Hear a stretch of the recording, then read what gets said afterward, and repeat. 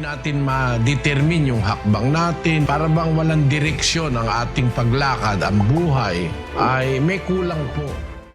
O Panginoon, talastas ko na ang lakad ng tao ay hindi sa kanyang sarili. Hindi para sa taong lumalakad ang magtuwid ng kanyang mga hakbang. Mayroong kulang pagka ganun. Kasi sabi ng Biblia, hindi para sa tao na lumalakad ang magtuwid ng kanyang hakbang. We are not capable of directing our paths.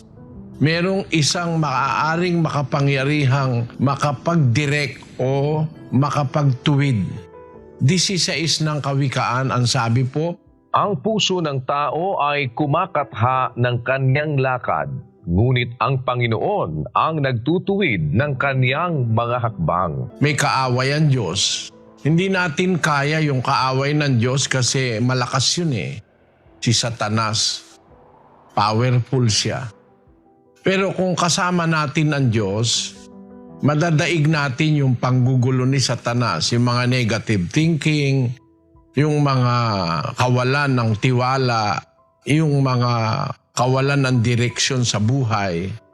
Ang sabi sa 4:7 ng Santiago, Pasakop nga kayo sa Diyos, datapwat magsisalangsang kayo sa Diablo. Thank you for watching. Don't forget to RLS, react, like, and share.